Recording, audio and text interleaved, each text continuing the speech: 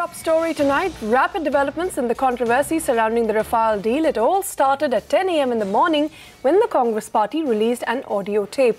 Now, the tape is allegedly the voice of Goa Minister Vishwajit Rane, who can be heard saying that Manohar Parrikar had Rafale documents in his room and that the CM himself made such claims at a recent cabinet meeting. Vishwajit Rane has claimed that the clip is doctored and Parrikar has also dismissed it. A few hours after that, Prashant Bhushan, Yashwant Sinha and Arun Shuri filed a petition seeking a review of the Apex Court's judgment on the Rafale matter. Now, in the afternoon after that, sparks flew in the Lok Sabha as Congress President Rahul Gandhi opened the debate on the controversy. Gandhi sought the permission of the Speaker to play the audio clip. However, the Lok Sabha Speaker denied him permission as the Congress leader did not vouch for the authenticity of the radio clip. Gandhi went on to accuse the government of favouritism towards Anil Ambani and questioned why the deal has been cut down from 126 jets to 36 jets. Replying on behalf of the government, then Finance Minister Arun Jaitley said the Supreme Court verdict has given answers to all questions raised by Rahul Gandhi. He went on to attack Gandhi and the Congress party over Bofors, the Augusta Westland deal, and said the Congress president has a legacy of falsehood. Lok Sabha Speaker Sumitra Mahajan suspended a slew of AIADMK lawmakers from the House for disrupting the House and throwing paper missiles at the Treasury benches.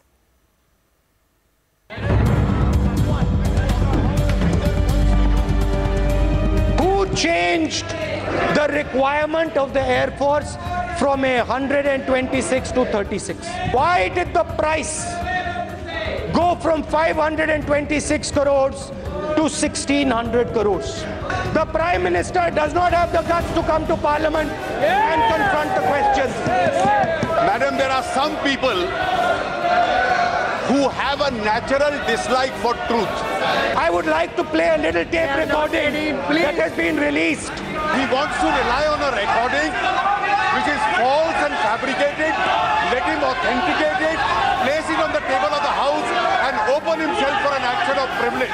We demand a JPC in this matter.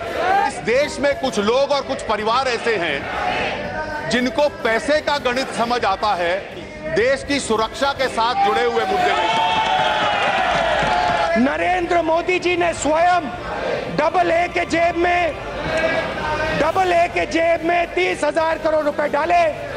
When he was a young man, was he playing in the lap of one Q? If in Bofors the finger points to you, if in National Herald the finger points to you, if in Augusta the finger points to you, then 3 is a bit too much. James Bond had said, if it is once, it's a happenstance, it can happen. If it is twice, it is a coincidence. And if it is thrice, it's a conspiracy. And the conspirators of various defense deals today have the audacity to raise an allegation against others. Mr. Jaitley has lost his touch. He quoted Ian Fleming, saying the first time it's happenstance, second time it is coincidence, third time it is enemy action. He said something else. You forgot about enemy action altogether. Former CMD says that we can manufacture Rafale in India. When the company has got a capacity to do it efficiently in India, why HAL is deprived of giving a contract to that company? Why, madam? Madam, in the murky world of defense acquisition and defense deals in India, we find that the only casualty and the only sufferers is the Indian Armed Forces, and in particular with the lack of planes, the Indian Air Force. Parikshit Luthra joins us now with more on this controversy that has erupted after the Congress released this alleged audio tape of Goa Health Minister Vishwajit Rane. Now, in the tape, the minister can purportedly be heard saying that the Goa Chief Minister and former Defence Minister Manohar Parrikar has allegedly claimed that all the Rafale files are in his bedroom. Parikshit, what is the latest? Well, it seems that the Congress party timed this press conference. Remember, this audio tape was released in a press conference by Randeep Singh Surjewala in Parliament premises at 10 a.m. this morning. Clearly, they were building up to Rahul Gandhi's speech in Parliament, that speech that he made a short while back, where he said the Prime Minister does not have the guts to come to Parliament and answer questions on the Rafale deal. Now, what tape was Rahul Gandhi really referring to? Remember, Rahul Gandhi also threatened to play that tape in Parliament. Earlier this morning, the Congress party said that they were in possession of a tape of Vishwajit Rane, who is the Health Minister of Goa, and in that audio file, Vishwajit Rane can be heard saying that a few days back in a heated cabinet meeting, Manohar Parrikar had said that all the Rafale papers are in his room and nobody can touch him because he is in possession of Rafale documents. So this is the claim that the Congress party is making, that this audio tape shows that this Rafale deal is a scam. Manohar Parrikar knows the real truth behind it, and the government is only trying to hide the real facts. Soon after that, we spoke to Vishwajit Rane. We had a phone conversation with him where he said that this is 100% doctored. This is the work of the dirty tricks department of the Congress party in an election year. No such conversation took place. There was no mention of the Rafale deal by either him or the Chief Minister. This has been done to malign his reputation and to affect and to hamper his communication with the Chief Minister and the BJP Chief Amit Shah. He said that he's open to any probe. Soon after that, Manohar Parrikar, the Chief Minister, also rejected this audio tape, saying this is absolutely fabricated. No such conversation ever took place. Having said that, we saw that heated discussion in Parliament between Arun Jaitley and Rahul Gandhi. Rahul Gandhi saying that the tape shows the real truth behind the Rafale deal, and Arun Jaitley said that if Rahul Gandhi can authenticate this, can vouch for this tape, then only he should release it in Parliament. Arun Jaitley also taking a dig at Rahul Gandhi on the Bofors deal, saying that somebody like Rahul Gandhi knows nothing about national security and he must have danced in Q's lap. He was referring to Quattoroki. Back to you. Well, Pariksha, thank you very much for bringing us all of those details. But staying with the Rafale tussle, former Union Ministers Yashwant Sinha, Arun Shourie and senior advocate Prashant Bhushan have now moved the Supreme Court seeking a review of the Rafale verdict. Ashmit Kumar is here with more details on this. Ashmit, can you take us through the details of the petition that has been filed? Well, just as Prashant Bhushan had confirmed to us on the 17th of December right here at CNBC TV 18, the trio of Prashant Bhushan, Arun Shourie as well as Yashwant Sinha have moved the apex court. And this time it's again in the Rafale case, but in the nature of a review application, a review petition. They're essentially seeking a recall of the judgment, of the Rafale judgment altogether, making for a number of arguments as to why it should be done away with altogether. Now, while that might be the prayer, what are the grounds? Well, the first ground is that there are various errors apparent. This, of course, appears to be a reference to the apex court judgment, which in fact had relied on the CAG report already having been furnished before the PSC, which clearly did not happen, and hence that's ground number one that has been raised. The petitioners also go on to say that various incorrect claims have been made by the government, which the apex court seems to have relied upon for passing this judgment. The third ground is that the apex court, that the petitioners go on to argue that these incorrect claims, so to speak, had been filed in a sealed cover, and that the very act of filing in a sealed cover and not allowing the petitioners to rebut these charges and claims is in fact a violation of the principles of natural justice. The petitioners also arguing that the entire judgment seems to be proceeding on the footing that the petitioner had sought a scrapping of the deal, which is not the case. The petitioners had only sought a court-led investigation, and finally arguing that there appears to be a number of new facts that have come to light since the Supreme Court reserved its judgment. So on all of these facts and all of these arguments, it's imperative for the apex court to reconsider, to recall, to review its Rafale judgment. Keep in mind that the government's clarification, correction application is also pending. So clearly the last word is yet to be had. Back to you. All right, thank you for joining in with that, Ashmit. We also spoke to the petitioner of the Rafale case, Prashant Bhushan, and he said that the least that the court could have done in this case is ask for a CAG audit report on the deal by the government. Listen in to what he said. How can the court rely on supposed facts or claims made by the government for which no one is taking responsibility, and which we had conclusively refuted in our petition, in our rejoinder affidavit, with documentary evidence? The court does not even advert to those refutations and just regurgitates the claims made by the government in those unsigned notes, and on the basis of that they pass an order, and then it is found that those claims contain major errors of fact about the CAG report, which is not there, non-existent, And we had said in our rejoinder that 58 bureaucrats have collectively written a letter to the CAG that please audit the Rafale deal, you are not doing so. If the court was misled into believing that there is a CAG report, the minimum that it should have done would have been to ask the government to produce that CAG report. The court was misled into believing as if the price negotiating committee had come to a consensus, which was totally false.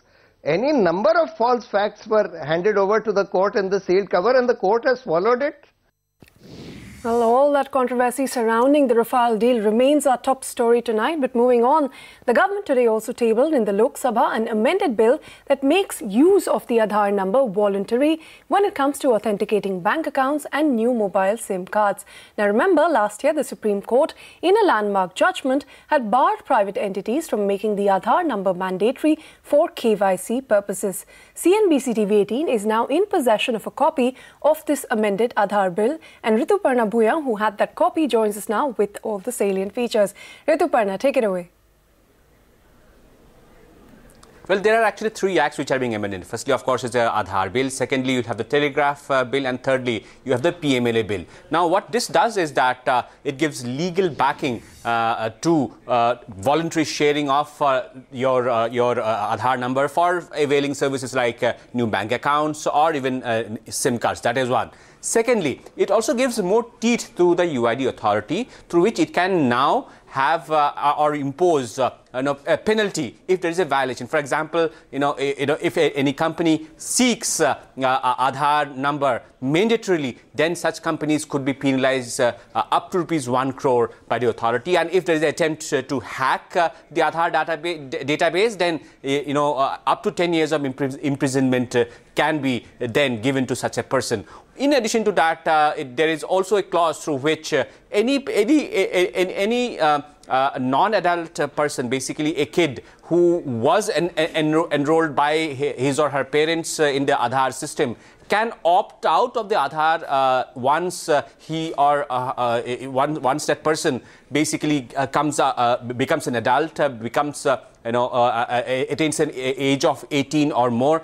In such cases, such person within 6 months can apply and move out of the Aadhaar net.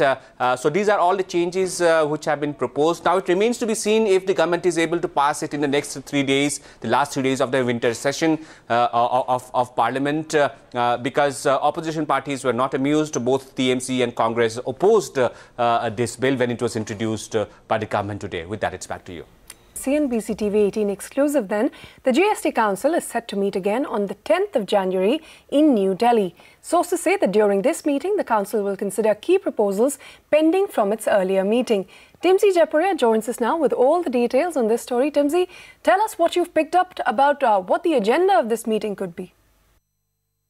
Well, that's right. The next GST Council is all set to meet on January 10 in New Delhi, where the Council is likely to deliberate on the pending agenda items from the last Council meeting that met on December 22nd. What we understand from sources is the fact that the Council will consider the proposal to raise turnover threshold for GST from the current 20 lakhs to 75 lakhs, which is going to be a big boost for the MSME sector. Also, Council is likely to discuss the option of having a composition scheme for small service providers, which will be similar to the ones that exist for the traders right now. The annual revenue limit for the scheme could be between 50 lakh to 1 crore rupees. Also, Council is likely to discuss and decide on the proposal of bringing under construction residential properties in the 5% slab, which is currently taxed at 12%, with a provision of claiming ITC credit.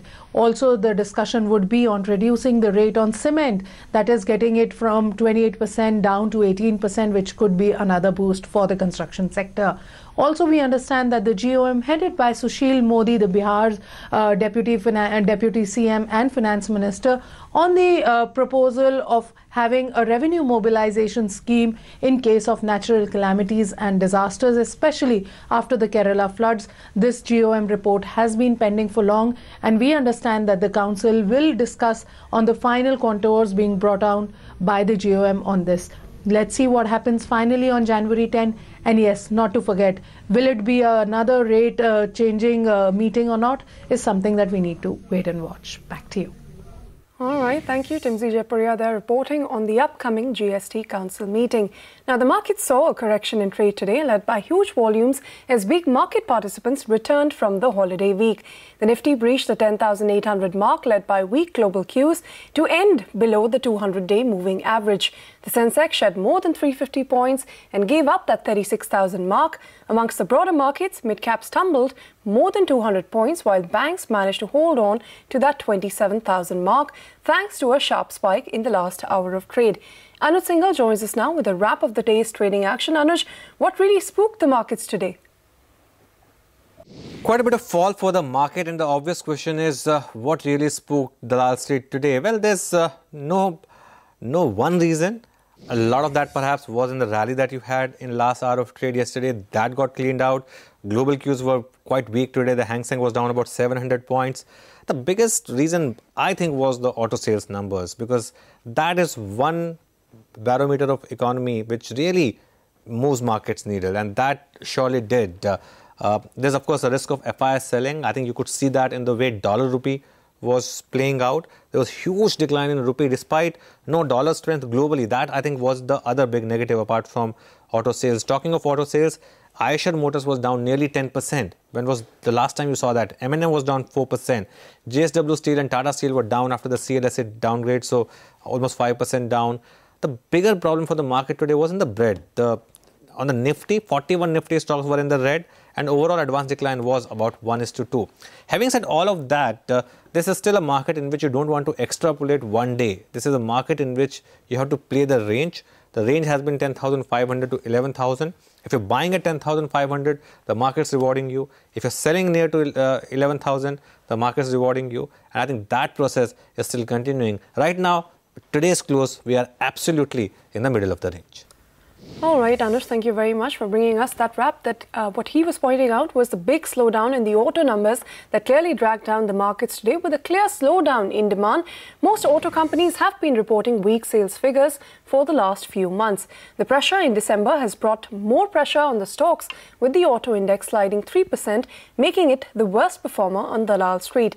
Pawan Munjal of Hero MotoCorp has called for a reduction in tax rates, especially for two-wheelers. He argued that two-wheelers cannot be classified as luxury goods and taxed at 28%. He made a plea to bring those taxes down to the 18% slab. But Bajaj Auto's Rajiv Bajaj told CNBC TV 18 that a tax reduction at the current juncture could mean more inventory pile-up, especially at a time when stocks are high. Bajaj agreed with Munjal, though, that two-wheelers cannot be classified as luxury goods, and a GST rate cut, if any, should be aimed at offsetting the increase in costs due to stricter emission norms that are set to be rolled out. Understand that when the sports segment is 50% more expensive, the products that we sell, they are 50% more expensive than what sells in the mid-segment, commuter segment. What will be achieved by reducing 28% to 18%? I'm not quite sure. So I think the answer lies elsewhere. At a time when demand is soft and the industry has high stocks, if a consumers were to be told today that GST is coming down, let's say on 1st March or 1st April or something, by 10%, demand will fall by 50%, I can guarantee you. Well, it was a weak December for M&M as well, and that stock tagged over 4% in trade today. But speaking to CNBC TV 18 earlier today, Pawan Goenka said that November and December months were used to sell off piled inventory, and he expects some turnaround in the fourth quarter. January, February, March should see sort of true reflection of where the demand is. I would not say that there has not been some softening of sentiment, some softening of demand. There has been. But I think it's all led simply by what happened in October and September because of everything kind of being wrong at that time. The interest rates, the exchange rate, the oil prices, commodity prices, and I think that's what we are seeing in November, December also. And therefore, I would expect some turnaround in January, February, March, though I must admit that last year, January, February, March was a very high base. And therefore, to get a significant increase from last year will be a reasonably difficult thing to do. The Reserve Bank of India has constituted an expert committee to identify and propose long-term solutions for the economic and financial stability of the MSME or the micro, small and medium enterprises.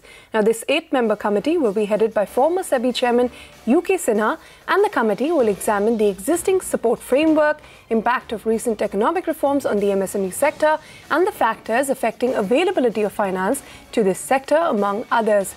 The committee will also propose measures to leverage technology in accelerating the growth of the MSME sector, and the committee is expected to submit its report by the end of June this year. Now, moving on, history has been created at the Sabrimala shrine with 2 women aged below 50 years entering the temple for the first time. This follows the Supreme Court order which ended the decade-old ban on women of menstrual age entering that temple. While speaking to Network 18, the 2 female devotees said that they did not face any resistance once inside the shrine. However, protests did erupt in several parts of Kerala following this development. Neetu Raghukumar joins us now with the latest. Neetu.